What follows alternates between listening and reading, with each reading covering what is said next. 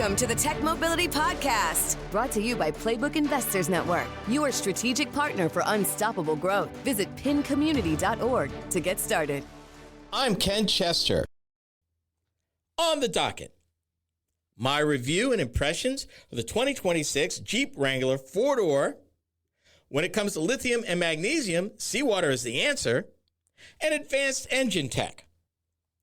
To join the conversation, be to ask a question, share an opinion, or even suggest a topic for future discussion, call or text the Tech Mobility Hotline. That number, 872-222-9793. Or you can email the show directly, talk@techmobility.show. From the Tech Mobility News Desk, I'll ask it like this. Are cars becoming cool again? It's a big question. I do remember there was a time when kids would not buy, kids growing into adults avoided minivans because mom had one, grandma and grandpa had one. There's no way I'm going to be owning a minivan. It ain't cool. So they bought SUVs, they bought pickups. Maybe even they bought a fancy car back then. But in the 25 years since the big minivan days, America has decidedly turned hard towards trucks, crossover SUVs. That's where we're at. Pickup trucks and SUVs. And long about the first decade, somewhere in the first decade of this new century, pickup trucks and SUVs exceeded passenger cars in sales and new vehicle sales to the point that by the second decade of this century, most of the domestic automakers have pretty much bailed on passenger cars. I mean, Cadillac has a few left. Chevy just has a Corvette. Ford just has a Mustang. The rest of their lineup, trucks and SUVs. Stellantis, trucks and SUVs, although they're trying to make inroads with the Dodge Charger. But, that and the Pacifica minivan. Ironically enough, though, even as the domestic manufacturers were bailing, Toyota, Honda, Nissan, Hyundai, and Kia, and Genesis all kept passenger cars. Family-sized passenger cars. Now, they may have nibbled around the edges. I mean, Nissan did discontinue the Maxima. Hyundai kind of right-sized. They don't make the Accent anymore. And I don't think Kia makes a really, really small car anymore. They make the K4 and the K5. So there's been some tweaking. But they're still building passenger cars. Heck, Nissan still builds the Sentra. Sentra's been around 40 years. And it's grown a little bit, but it's still around. The reason why I bring this up is that Volvo, who just last year got rid of the last wagon and passenger car that they made for sale in the United States, is looking at bringing back a midsize sedan and wagon, electric this time, to U.S. showrooms for the 2028 model year. Now, hear me out. Volvo's not bringing a gasoline version of these vehicles to market. They are bringing pure electrics, not hybrids, electrics. And I say that to y'all haters out there that said, you'll never make me buy an EV. Government's not going to make me buy it. People, Volvo ain't looking to build a lot of them. They think they might sell 10,000 of them a year. And that's nothing in the automotive industry. I mean, it's literally, for Ford, it's a rounding factor, if that, really. But they think there's a market. Volvo already sells 3 crossovers as it is in the marketplace. The XC40, XC60, and XC90. And they did hold off bringing their small electric, the EX30, and their EX60 to the United States because of the way the situation is right now.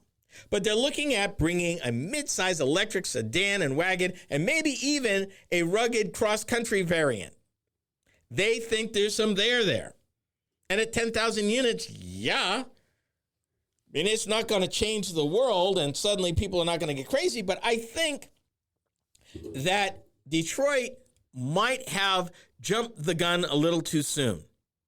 Because I'm hearing rumblings, primarily through some pro-GM newsletters, the GM Authority to name one, the Chevy's looking at bringing back a sedan in the latter part of this decade. Buick might even do it too. And what that tells me is that with the affordability crisis and the fact that, people might just be maxed out on trucks. I mean, particularly now. I mean, you go and gas up.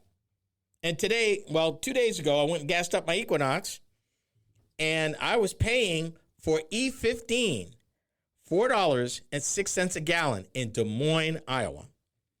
And that's less than some other places around Metro Des Moines, which were 10 to 15 cents more. I can't even imagine what it costs to fill up a truck right now. And God help you if you're running a diesel. I feel for you. It's well north of $5 a gallon. So maybe, just maybe, people are looking at some of this and going, you know what? I've owned a truck maybe 15, 20 years. Maybe I want a car this time. Maybe I don't want the hassle of the higher maintenance, the cost of buying it, the cost of running it, the cost of filling it up. And you know what? Maybe I'll just go electric. And I told you about the electric. I said, if gasoline prices stay high, that electric would probably be the way to go. And if I was a dealer, I would be buying every used electric I could find. Because I'm still convinced that that's where the market's going to be, at least for the next few years. A lot of folks are switching to hybrids, but if you can't afford a new hybrid, and maybe you're willing to try it all in, looking at the cost of things, and you can own an electric for a decent price, and you've got either a home where you can charge it, or you're near some public charging, it might make economic sense for you to do that. And ironically enough, what's leading the charge back to pure electrics are not trucks. They're cars. Cars and small crossovers are leading the charge into electrics. You look at the volume of electrics now. Most of the ones that are sold are not trucks. I think that's trying to tell you something, really. And they're finding a market. Even without the rebates, even without the government help, the market hasn't died. Matter of fact, full truth, last year, they sold, actually, no, let me get that number for you, because the number was a six-figure number. Yeah, okay, here we go.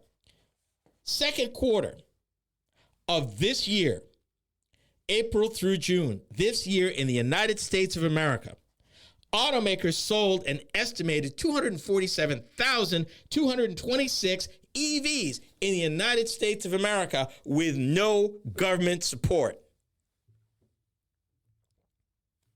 Yeah, I know. It's a low number compared to the 16 million new vehicles we sell every year. But still, that's not a number to sneeze at. That's one quarter. That's not the full year. And this is almost a year after the expiration of that government credit. I told you EVs ain't dying. And a number of automakers are actually going ahead and bringing not just hybrids, but pure electrics. And anything, Hyundai Group, Kia, Hyundai, Genesis, they doubling down on electrics. And even the big three didn't totally abandon electrics. GM still makes a full-size electric pickup truck and an electric SUV, several. It's not over, people. It's not over. But sedans, if you see a sedan, chances are a new sedan is going to be electric or at the very least a hybrid. And they're making a comeback very quietly and at prices that might actually be affordable. Imagine. And you might actually be able to afford to run these things for a change. My relationship with the Jeep Wrangler is complicated. Could this one be different? You're listening to the Tech Mobility Show.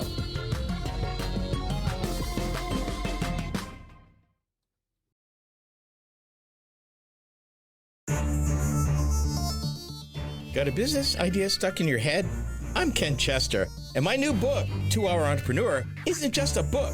It's a complete system, a proven step-by-step method to build a real business in only 2 focused hours a week.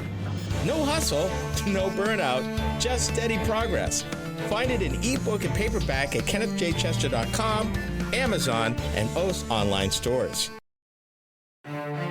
In business, opportunity doesn't wait, and neither should you. At Playbook Investors Network, we connect visionary entrepreneurs with the strategies, resources, and capital they need to win. Whether you're launching, scaling, or reimagining your business, our network turns ambition into measurable success. Your vision deserves more than a plan. It deserves a playbook that works.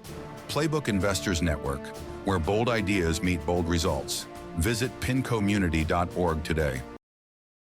Are you tired of juggling multiple apps and platforms for meetings, webinars, and staying connected? Look no further than AONmeetings.com, the all-in-one browser-based platform that does it all. With AON Meetings, you can effortlessly communicate with clients, host virtual meetings and webinars, and stay in touch with family and friends, all in one place and for one price. Here's the best part. You can enjoy a 30-day free trial. It's time to simplify your life and boost your productivity. AONmeetings.com, where innovation meets connection. Get started today and revolutionize the way you communicate. We all have that someday idea. I'm Ken Chester, and I wrote 2-Hour Entrepreneur to finally help you start yours. This isn't just a book.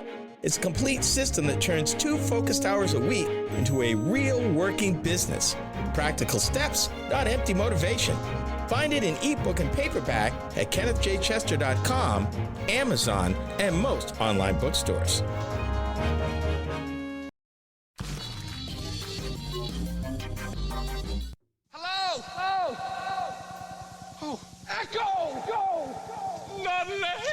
Introducing the all-new Jeep Wrangler. Dual airbags, a smoother ride, and starting around $13,500. Oh! Nature! Trees! Boulders! I'm free! Must be his first Jeep. Rookie. Oh, God! See your all-star Jeep and Eagle dealer today. 1997, 96, the most recent, at that time, iteration of the Jeep Wrangler. It's been around for a long time. And did you catch the price? That had been for a 2-door Wrangler, because they hadn't come up with the 4-doors yet. Yeah, $13,000 30 years ago. Oh, well, who knew? Before I start with my impressions and my review of the Jeep Wrangler, in particular the Willys 41 model SUV, I need to clear the air first.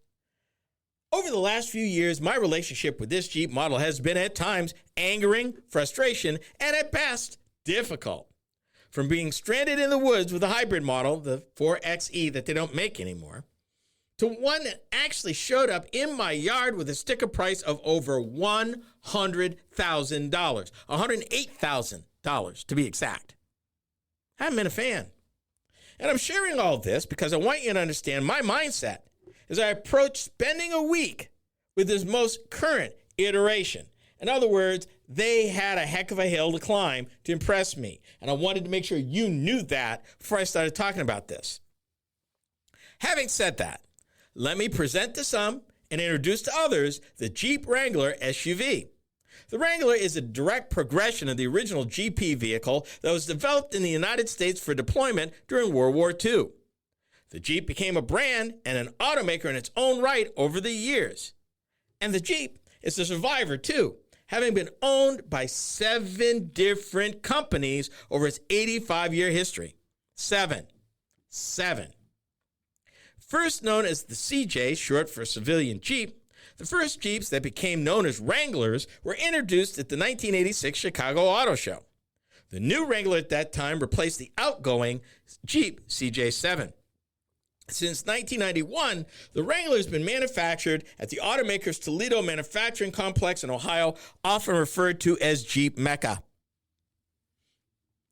In 2004, Jeep introduced the Wrangler Unlimited, a long wheelbase version which was originally just a longer version of the Wrangler, but still with 2 doors.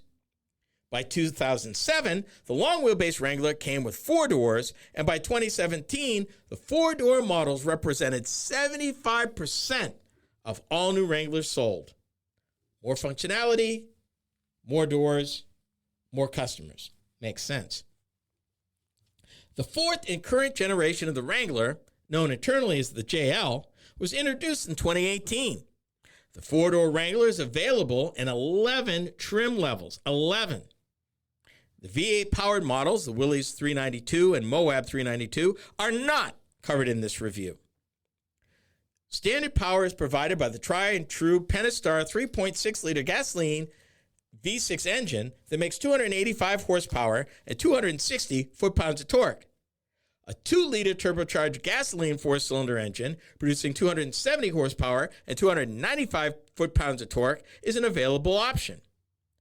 Energy for the V6 is communicated via a 6-speed manual gearbox with overdrive to a part-time command track transfer case to all 4 wheels. And this is worthy of note right here. The command track has its own mechanical engagement lever next to the floor-mounted gear shift. An 850RE 8-speed automatic transmission with overdrive and driver interactive manual control is standard on the 4-cylinder and optional for the V6. EPA fuel economy for the 3.6-liter V6 is 16 city, 22 highway for the manual, 18 city, 23 highway for the automatic. The 4-cylinder turbo, which only comes with the 8-speed automatic, delivers 20 city and 22 highway. Cargo capacity is 72.4 cubic feet with the rear seats folded. Payload capacity is 1,249 pounds. Towing capacity, 3,500 pounds. And in case you needed to know, the water fording height, that is how much water it can go through, is 30 inches, 2.5 feet, just so you know. What I liked about the Wrangler, and I did like some stuff about the Wrangler, really. The 2026 Wrangler keeps elements of its military past and DNA with a removable top and doors as well as a fold-down windshield.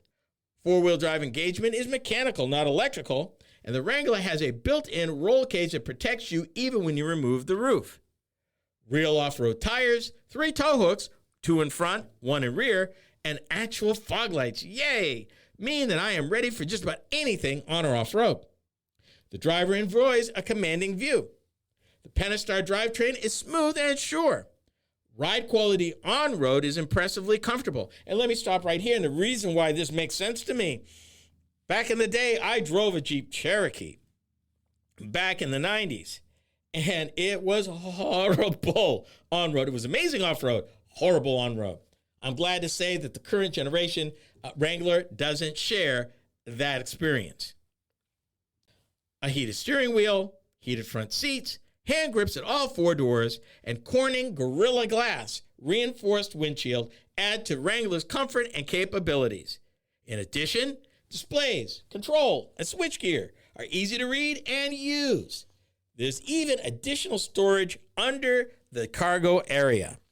The full-size spare is mounted on the cargo door, easy access no matter what the terrain. Here's what I didn't like about this Wrangler. And shocker, honestly, it's an amazingly short list.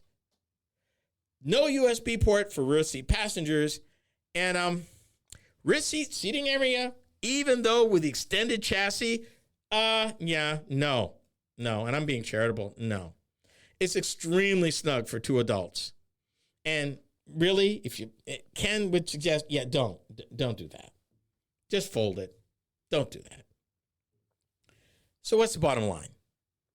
While it appears that Jeep has taken the lessons learned in recent years to heart, I'm going to be honest with you. I still got to wonder about overall vehicle quality for the long term. Now, yes, I've reported here that Stellantis has hired 2,000 engineers to tackle their quality issue, but that stuff takes time. It takes several model years as those improvements work their way into the supply chain, work their way into the assembly floor, and finally work their way into future products. And to be honest, too, the Wrangler is currently the purest SUV you can buy, the Ford Bronco notwithstanding. But honestly, the average SUV only spends 5% of its time off-road. So here's a question. Is there enough demand in today's marketplace for such a niche vehicle? That being said, if you're seeking a purpose-built vehicle for off-roading, the Jeep Wrangler might just be your perfect ride. Base manufacturer suggested retail price for the 2026 Jeep Wrangler 4-door starts from $39,040 for the Sport up to $73,399 for the Moab 392. Destination charges add $1,995, which is quite a bit. But honestly, my experience with this one this time, much, much better. Much better. So I'm hoping that that is indicative of where the Wrangler is now compared to my past history with the vehicle. This is definitely better. When it comes to sourcing lithium and magnesium, Seawater may be the answer. This is the Tech Mobility Show.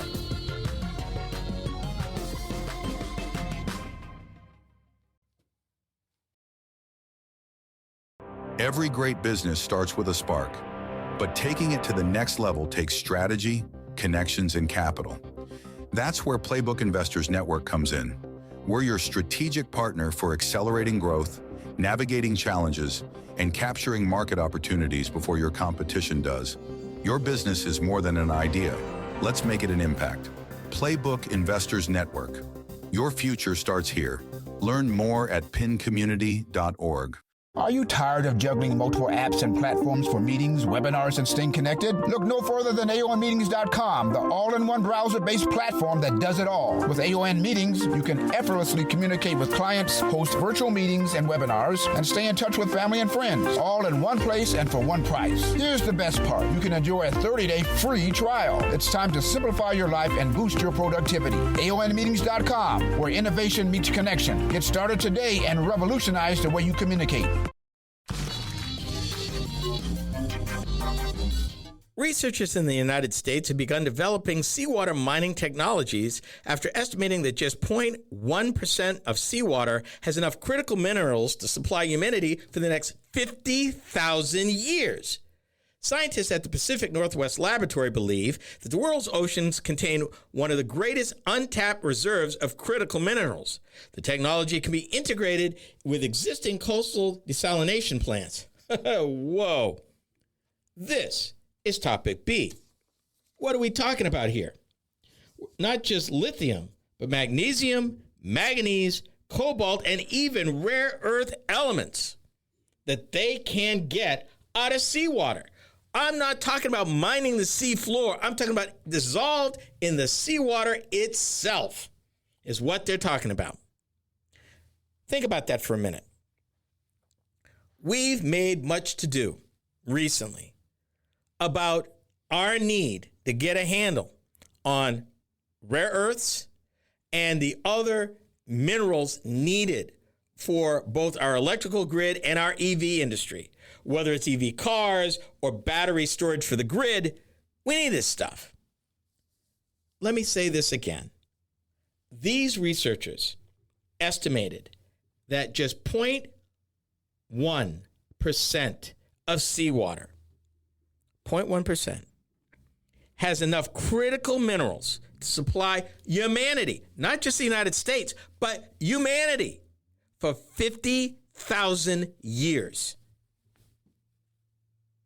Yeah, I want that to settle for a minute because that blew my mind too. Let me give you some context. For example, an Olympic-sized swimming pool has about 600,000 gallons of seawater. And in that 600,000 gallons contains roughly 6,570 pounds of magnesium, but barely a pound of lithium, and literally 2 1,000ths pound of nickel. The biggest advantage of seawater that on average it has reasonably standard chemical composition all around the world. That means that they can develop technology for one location and rapidly scale it to be deployed in many different places.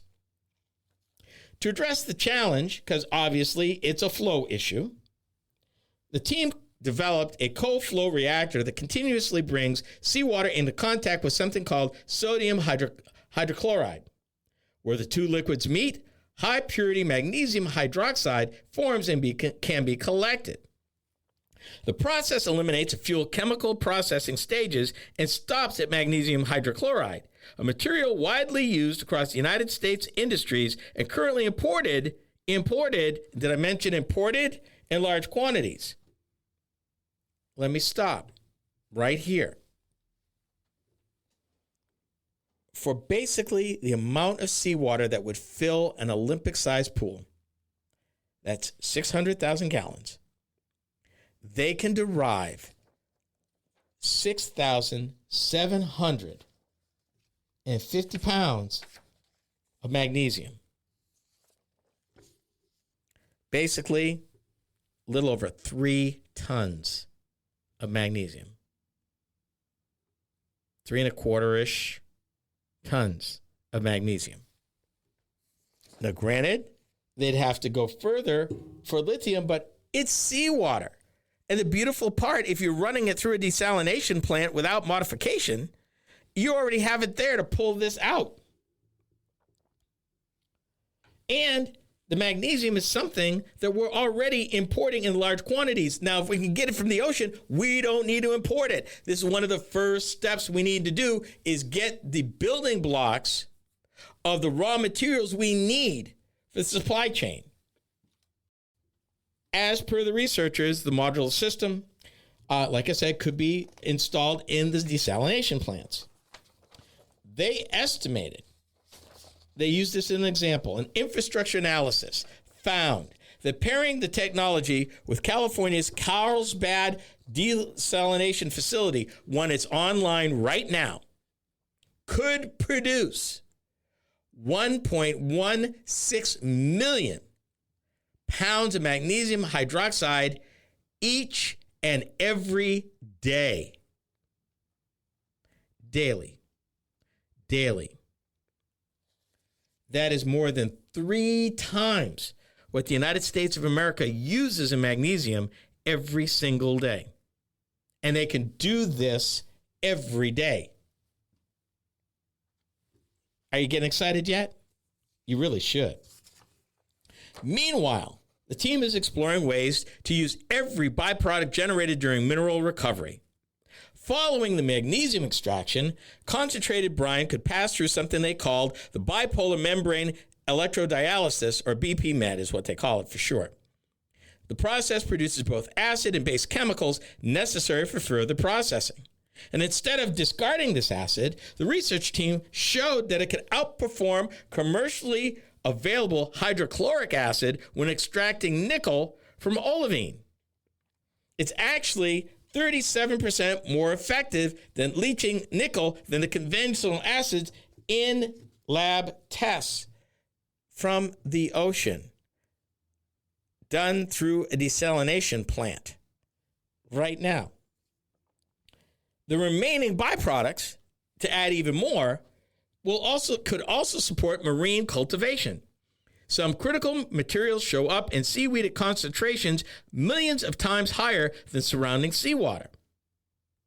Earlier studies showed that slightly acidic seawater from the BP-MED process could accelerate algae growth and allow future systems to simultaneously recover minerals while producing chemicals, fuels, fertilizers, and biomass. Did I mention 0.1% of seawater? 0.1. They're doing all this with 0.1. In other words, they are barely scratching the surface. Because here's the other thing. Usually when you go in and you try to manipulate something, there's an equal and opposite reaction, particularly if you're taking massive quantities of it. 0.1% of seawater. It means that whatever they're doing will be a minimal impact on the ocean in a negative way. Be minimal. And that's a beautiful thing. Now, they're honest here, and they say, although the technology still faces engineering and cost hurdles, and I quote, the researchers are certain that the approach could create a domestic, more sustainable supply of critical minerals. And we talked earlier that this has to happen. This is where we need to be putting our money, people. This is what we need to be investing in. Ways to build up our domestic supply chain here in the United States and be less dependent on other countries, regardless of where they are. And the funny thing of it is, during World War II, that's exactly how we got our magnesium before we shifted to imported supplies over 30 years ago. We're getting them from the ocean. So we're getting back to what makes sense. Now, the lithium would have to be more involved because you have to process a lot more ocean water to get it. But considering all the other ways that lithium can be mined or extracted, this is probably the less intrusive of the environment, of everything, particularly since this water is already coming through a desalination plant. Engineers are extending the life of car engines with thermal advances and AI. But I got questions. We are the Tech Mobility Show.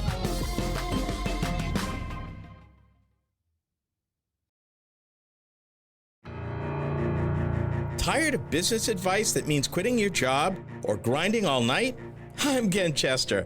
My book, 2-Hour Entrepreneur, is different. It's not just a book. It's a step-by-step system you run in 2 hours a week. Consistency beats intensity. Get it in ebook and paperback at kennethjchester.com, Amazon, and most online bookstores. Build yours 2 hours at a time. You've got the drive. You've got the vision. Now you need the right partner to make it happen. At Playbook Investors Network, we power ambitious leaders with the tools, insight, and investment connections to move faster, grow stronger, and lead markets. We're more than advisors. We're your co-pilots in success. Because in business, standing still is not an option. Playbook Investors Network, fueling ambition, delivering results. Visit pincommunity.org. Are you tired of juggling multiple apps and platforms for meetings, webinars, and staying connected? Look no further than aonmeetings.com, the all-in-one browser-based platform that does it all. With AON Meetings, you can effortlessly communicate with clients, host virtual meetings and webinars, and stay in touch with family and friends, all in one place and for one price. Here's the best part. You can enjoy a 30-day free trial. It's time to simplify your life and boost your productivity. aonmeetings.com, where innovation meets connection. Get started today and revolutionize the way you communicate. Reading a book is easy. Doing the work is hard. I'm Ken Chester. My 2-hour entrepreneur accountability system turns my proven method into weekly do-the-work assignments that build your business 2 hours at a time. Not sure yet? Get a free chapter before you buy at free-chapter.kennethjchester.com. Read it, then decide. Your idea finally deserves a real system.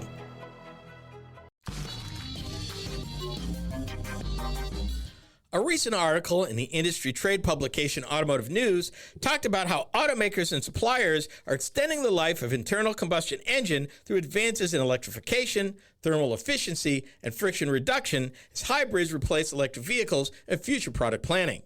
However, recent news stories and my own experiences call this progress into question.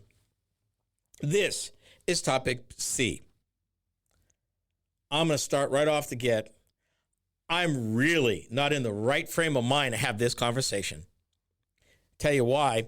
I mentioned, just kind of in passing, my recent experience. Yeah, my wife's car threw a rod at less than 100,000 miles in barely 9 years. And we've done stories on the fine grit particles called swath that have been found in a number of engines and causing these engines to fail. I'm a little bit skeptical of advanced engineering right now. Let me tell you why. Because I thought about this. I'm a person of a certain age. Y'all know that. But back, I hate to say it this way, but honest to God, back in my day, 6-cylinder, 8-cylinder engines, cast iron. The oil we used, 10W30, 20W50, and sometimes back in the day, we used a straight weight 30 oil that was not multi-viscosity. Straight weight 30. Oh, yeah. That's what we used. And it's a funny thing. Those cast iron engines, those push rod engines, were extremely forgiving.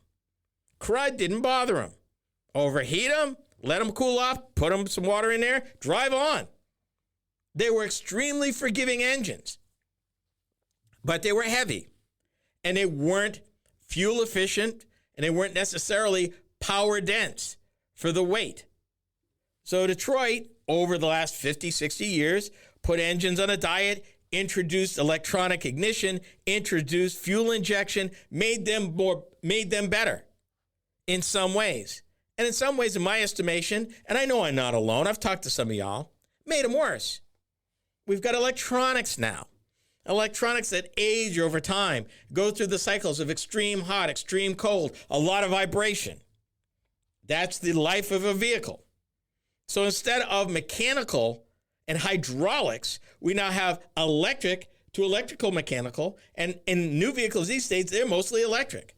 Anymore, you diagnose a vehicle by plugging into the OBD2 port to diagnose what's going on and what's wrong. And maybe you change an electrical part. Computers rule the day, and wiring throughout your vehicle rule the day. And a ton of sensors. Oh my God, so many sensors that could possibly go wrong in your vehicle. Wasn't this hard back in the day? And I gotta wonder, they made the oil thinner. They've gone to aluminum, which is very unforgiving to heat. If they overheat, they warp. If they warp, you're screwed. It's that simple. It's a different day. Now, granted, your 5.3 liter today probably puts out, your 4-cylinder today probably puts out more than a 5.3 liter V8 did back 20 years ago. These new engines are extremely power dense and, to be fair, are better sealed.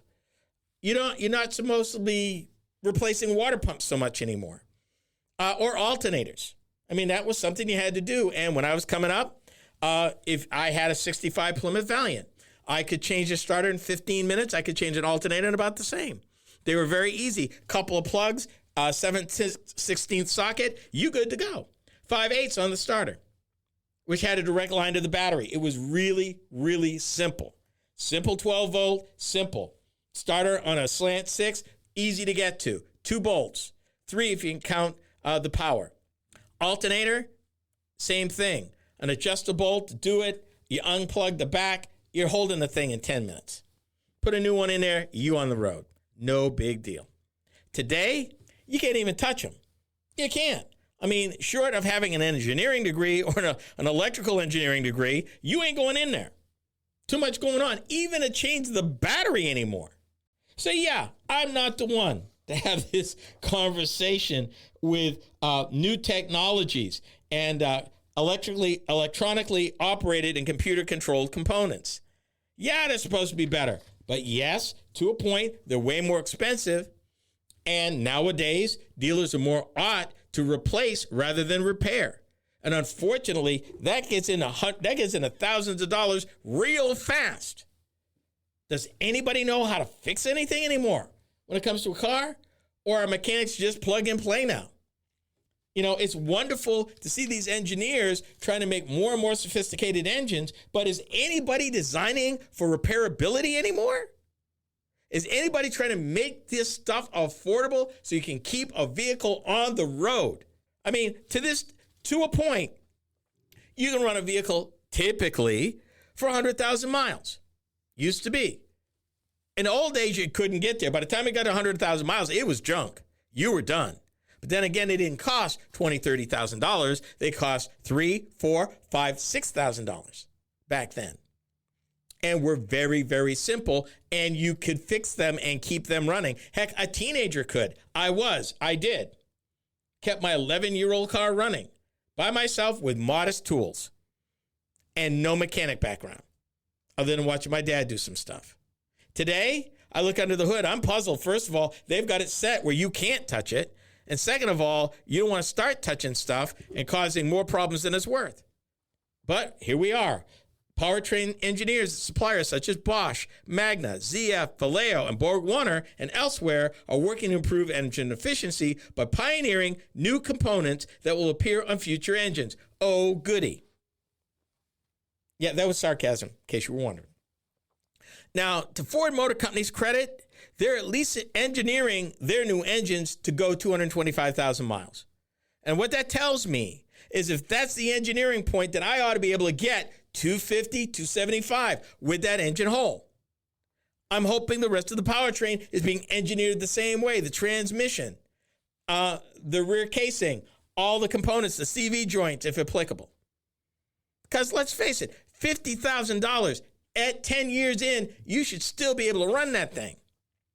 In the case of my wife, In the case of me, I didn't tell you the story about my Equinox and my 6-speed automatic and the start-stop actuator that went out that you couldn't get parts for, and that the transmission shop had to actually go out and find a used one. And I was one of the lucky ones. That was all that was wrong with it. And my vehicle wasn't under the recall for that. And it cost me a little bit. But if it had chewed up the transmission, I'd have been in it for thousands of dollars at the exact time where you really couldn't afford it. And that's the problem, folks. That is the challenge. The parts, the service engineering, I wish these guys would get less fancy and basically engineer something that would be repairable so that people can keep this stuff on the road for way less money than it's costing a 10 to 15-year-old car to stay on the road. Because not all of us are at a point where we can buy something new or buy something recent. It just ain't happening.